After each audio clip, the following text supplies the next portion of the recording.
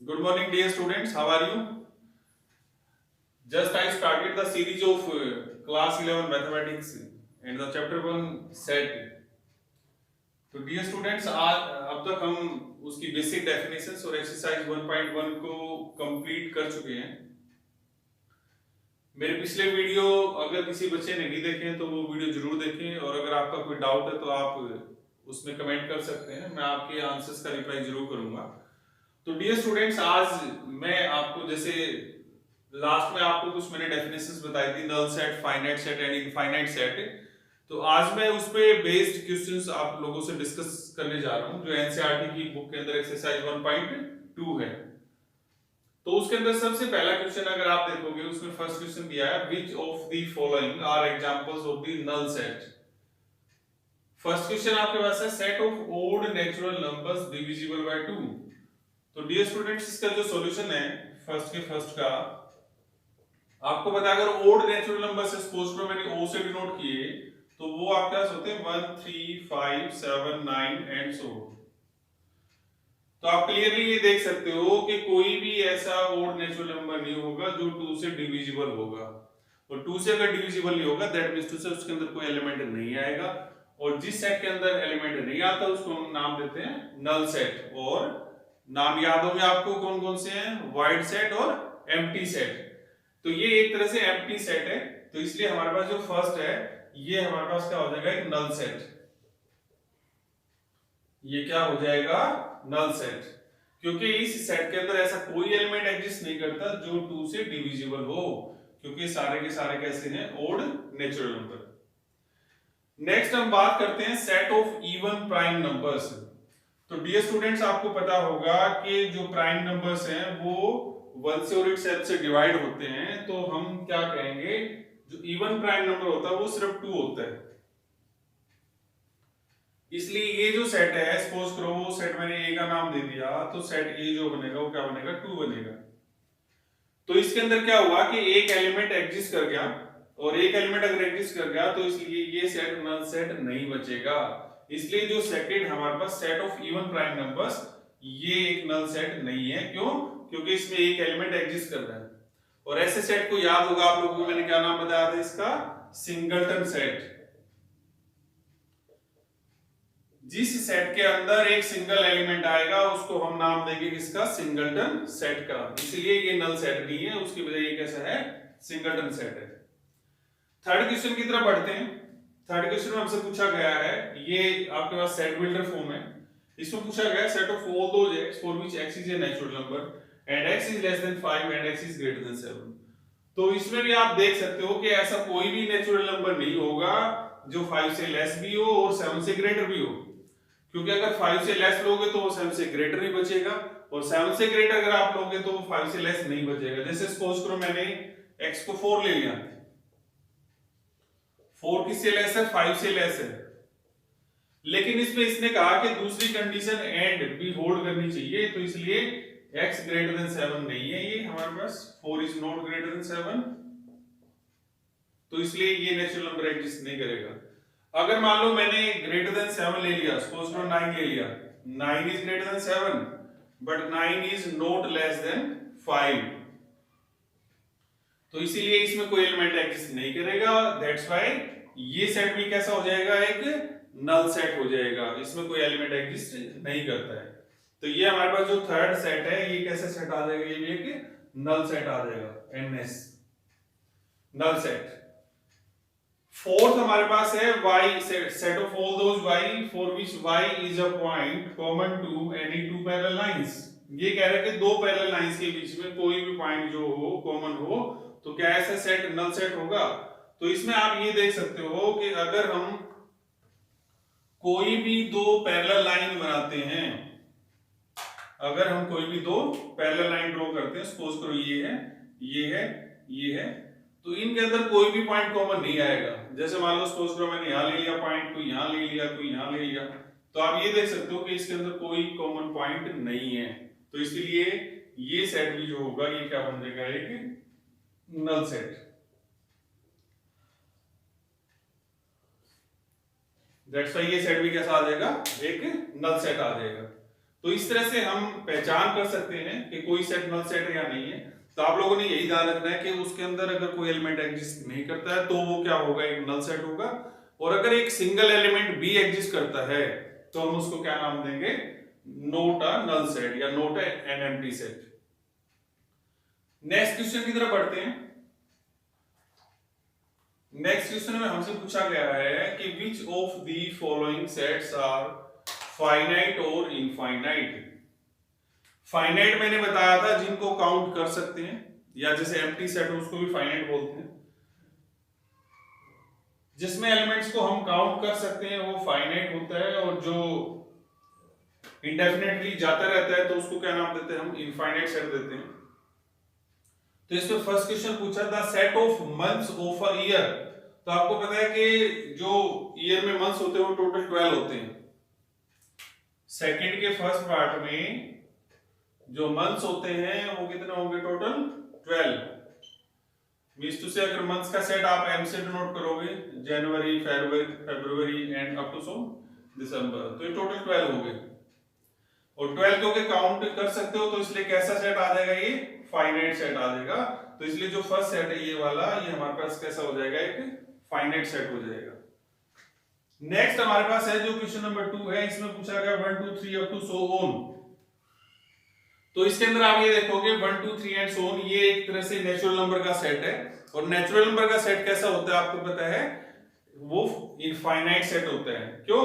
क्योंकि natural number basically क्या कहे जाते हैं, जो काउंटिंग नंबर्स होते हैं, जो हम काउंट करते हैं। तो इसलिए हमारे पास ये जो सेकंड सेट हो कैसा आ जाएगा, हमारे पास एक इनफाइनाइट सेट आ जाएगा। तो सेकंड का जो आंसर आएगा इसलिए कैसा हो जाएगा, इनफाइनाइट सेट। नेक्स्ट हम चलते हैं क्वेश्चन नंबर 3 की तरफ। ये है 1 2 3 अप टू 100। तो मैंने कहा था ये स्टॉप होगी वैल्यू यहाँ पे, ये टोटल 100 एलिमेंट आएंगे, इसलिए ये यहीं लिख देता हूं। ये कैसा सेट आ जाएगा, फिर से एक फाइनाइट सेट आ जाएगा। और इसमें जो नेक्स्ट क्वेश्चन पूछा गया था set of positive integers greater than 100। तो अगर हम इस फोर्थ पार्ट की बात करते हैं, सेट ऑफ इसने क्या कहा, पॉजिटिव इंटीजर जो 100 से ग्रेटर होंगे, तो उस पॉजिटिव इंटीजर के सेट को सपोज करो मैंने p से डिनोट कर लिया। तो हमारे पास जो 100 से ग्रेटर पॉजिटिव इंटीजर होंगे वो 101 102 103 अप टू सो। तो ये चलते जाएंगे। तो इसलिए आप ये देख रहे ये इंडेफिनेटली जाते जा रहे हैं, इसलिए सेट कैसा सेट हो जाएगा, एक इनफाइनाइट सेट। कैसा सेट आ जाएगा, इनफाइनाइट सेट। नेक्स्ट हमारे पास जो क्वेश्चन है वो क्वेश्चन नंबर 5 है। इसमें पूछा गया था set of prime numbers less than 99। तो आपको ये पता है कि जो प्राइम नंबर्स लेस देन 99 आएंगे, अगर प्राइम नंबर्स हम सपोज करो उसको हमने डिनोट किया सेट S से, तो हमारे पास जो प्राइम नंबर होंगे वो होंगे 2 3 5 7, और लास्ट में हमें पता है क्योंकि लेस देन 99 है तो वो हमारे पास लास्ट नंबर जो आएगा वो 97 आएगा, क्योंकि 97 भी हमारे पास क्या है, एक प्राइम नंबर है। ये 1 से और इटसेल्फ से डिवाइड होगा, इसलिए ये हम देख सकते हैं कि ये यहाँ पे जाके स्टॉप हो रहा है, और इसलिए इस सेट को भी क्या नाम देंगे, हम फाइनाइट सेट का नाम देंगे। तो इस तरह से हम किसी भी सेट को क्या बता सकते हैं, जैसे फर्स्ट इसमें हमने बताया था नल सेट, इसमें हम बता सकते हैं उसको फाइनाइट और इनफाइनाइट। तो डियर स्टूडेंट्स, नेक्स्ट क्वेश्चन हमारे पास इसके अंदर है question number 3, state whether each of the following set is finite और इनफाइनाइट। जैसे मैंने इसके मेन क्वेश्चंस लिए हैं, फर्स्ट सेकंड और फिफ्थ पार्ट। फर्स्ट क्वेश्चन हमारे पास इसके अंदर the set of lines which are parallel to X axis. तो अगर हम इस थर्ड के फर्स्ट पार्ट को डिस्कस करते हैं, तो आपको ये पता है कि ये हम अगर 2 डायमेंशनल की बात करें, ये एक्स एक्सिस है, ये हमारे पास वाई एक्सिस है, तो आप क्या कर सकते हो, एक्स एक्सिस के parallel infinite number of lines को ऐसे ड्रॉ कर सकते हो। तो इसलिए जो फर्स्ट का आंसर होगा हमारे पास वो कैसा हो जाएगा, इनफाइनाइट, क्योंकि एक्स एक्सिस के पैरेलल हम क्या ले सकते हैं, infinite number of parallel lines को ले सकते हैं। ये बड़ा आसान है, the set of letters in the English alphabet. तो आपको पता है 26 होते हैं, तो वो कैसा हो जाएगा, फाइनाइट हो जाएगा। तो इसको ज्यादा सोचने की जरूरत ही नहीं है, तो ये फाइनाइट हो जाएगा। उसके बाद मैंने फिफ्थ पार्ट किया था set of circles passing through origin 0 0। The set of circles passing through origin 0 0। तो इसमें ओरिजिन 0 0 से पास करते हुए, जैसे हम फिर से अगर ड्रॉ करें तो आप क्या कर सकते हो, ऐसे इनफाइनाइट सर्कल्स को जिसके अंदर ड्रॉ कर सकते हो, जिसमें ये सेंटर जो है मैंने क्या ले रखा है, ओरिजिन ले रखा है 0 0। तो इसलिए इसका आंसर भी जो होगा वो कैसा सेट आ जाएगा, इनफाइनाइट सेट आ जाएगा। तो इस तरह से हम इसमें पता लगा सकते हैं फिर से कि ये सेट फाइनाइट होगा या इनफाइनाइट होगा। तो आई थिंक आप लोगों को अब क्वेश्चन नंबर 2 से और 3 से ये क्लियर हो गया होगा, जो डेफिनेशन आप लोगों को बताई थी कि सेट फाइनाइट कब होता है, इनफाइनाइट कब होता है। तो क्वेश्चन नंबर 4 हमारे पास है state whether A equal to B और नॉट। तो आपको याद होगा जब मैंने सेट थ्योरी का लेक्चर दिया था तो उसमें दो सेट्स बताए थे, इक्वल सेट्स और इक्विवेलेंट सेट्स। तो इक्विवेलेंट सेट में मैंने कहा था सिर्फ काउंटिंग सेम होनी चाहिए, मतलब नंबर ऑफ एलिमेंट सिर्फ सेम होने चाहिए। अगर एक सेट में 4 है, दूसरे में बेशक 4 दूसरे डिफरेंट हो, वो इक्विवेलेंट होते हैं। लेकिन इक्वल सेट्स के अंदर वो एलिमेंट्स भी इक्वल होने चाहिए। तो उसमें से भी मैं जैसे मेन पार्ट ले रहा हूं, जैसे थर्ड पार्ट है a इज इक्वल टू 2 4 6 8 10, ये रोस्टर फॉर्म है।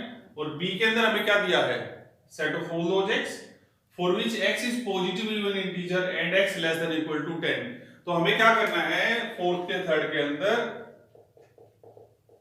a सेट हमें पता है वो दे रखा है 2 4 6 8 10। बी सेट को भी हमने क्या करना है, रोस्टर फॉर्म में लिख के देखना है क्या यही एलिमेंट आएंगे। तो इसमें क्या कहा, x is positive even integer, वो पॉजिटिव होना चाहिए, इवन इंटीजर होना चाहिए, और उसकी वैल्यू लेस देन और इक्वल टू 10। तो इक्वल टू 10 है तो इसलिए 10 इसमें इंक्लूड है। तो वे एलिमेंट भी हमारे पास जो आएंगे पॉजिटिव इवन इंटीजर वो आएंगे 2 4 6 8 10। इसीलिए हम क्या कहेंगे कि ये जो सेट ए और बी है ये दोनों क्या हो जाएंगे, इक्वल। तो ये इक्वल का साइन है, ए इक्वल टू बी। उसके बाद फोर्थ पार्ट में क्या दिया है, a में क्या दिया है, a equal to set of all objects for which x is a multiple of 10। तो 10 के मल्टीपल के आपको पता है जो वैल्यू बनेगी वो क्या बनेगी, 10 20 30 40 एंड सो ऑन। और आप यहां पे ये देखोगे जो सेट B हमें दिया है उसमें 10 20 30 तो है, लेकिन 15 25 ऐसी 35 आएगा, वो 10 के मल्टीपल्स नहीं हैं। तो इसीलिए हम क्या कहेंगे, जो सेट ए और बी है इस केस में दे आर नॉट इक्वल। तो ये नॉट इक्वल का साइन हम इसमें लगा देंगे। तो इसीलिए हम क्या कहेंगे, जो सेट ए और बी है वे कैसे हैं, अनइक्वल है। फिफ्थ क्वेश्चन के अंदर भी हम लोगों को यही करना है, चेक करना है कि जो सेट ए और बी है वो इक्वल है कि नहीं है। तो जैसे फर्स्ट पार्ट में क्या दिया हमें, a equal to 2 3। Set B हमारे पास क्या है, set of all objects for which x is the solution of x square plus 5x plus 6 equal to 0। तो आप क्या करोगे, फिर से इसमें सेट बी को चेक करोगे, x is the solution of x square plus 5x plus 6 equal to 0। तो आप क्या करोगे, इस इक्वेशन को सोल्व कर लोगे, क्वाड्रेटिक इक्वेशन को। तो आप ये देखो x square plus 5x plus 6 equal to 0, अगर इसको सोल्व करते हो तो इसके फैक्टर बनेंगे x plus 2 x plus 3 equal to 0। तो वहां से हमारे पास x की वैल्यू क्या आ जाएगी, -2 -3। तो जो सेट B हमारे पास आएगा वो आएगा -2 -3। सेट A में क्या था हमारे पास 2 3, B में क्या आएगा -2 -3। तो इसलिए हम इसमें क्या कहेंगे, A is not equal to B। उसके बाद जो फिफ्थ का सेकंड पार्ट है, फिफ्थ के सेकंड पार्ट में हमें दिया है, ए सेट दिया है, x is a letter in the word follow, FOLLOW। और जो हमारे पास नेक्स्ट हमारे पास है b, वो दिया है y is a letter in the word wolf. तो हम जब सेट ए बनाएंगे फिफ्थ के सेकंड पार्ट के अंदर, तो इसमें से हमें बताया लेटर रिपीट नहीं होना चाहिए। तो हमारे पास क्या बनेगा, F, O, L, W। क्योंकि इसमें O भी रिपीटेड है 2 टाइम्स, L भी रिपीटेड है 2 टाइम्स, वो हम एक ही बार लेंगे। और जो सेट B आएगा वो बनेगा W, O, L, F। तो इक्वल सेट्स के लिए पहले आप इसमें नंबर ऑफ एलिमेंट्स को काउंट करो। तो हमारे पास क्या हो गया, 1 2 3 4 1 2 3 4। अब ये देखो W इधर है, W इधर है, L इधर है, L इधर है, O इधर है, O इधर है, और F हमारे पास ये दोनों आ गए। तो नंबर ऑफ एलिमेंट्स भी सेम हो गए और एलिमेंट्स भी सेम हो गए, इसलिए हम क्या करेंगे, ये जो सेट्स है वो हमारे पास क्या हो जाएंगे, दोनों फिर से इक्वल आ जाएंगे।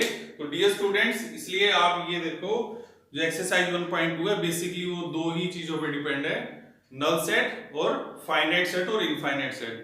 नल सेट मैंने आपको बताया था जिसमें कोई एलिमेंट नहीं आएगा, और फाइनाइट इनफाइनाइट सेट जिसमें नंबर ऑफ एलिमेंट्स आप अगर आप काउंट कर पाते हो वो फाइनाइट सेट होगा, और नंबर ऑफ एलिमेंट्स अगर आप काउंट नहीं कर पाते तो वो सेट कैसा होगा, इनफाइनाइट सेट होगा।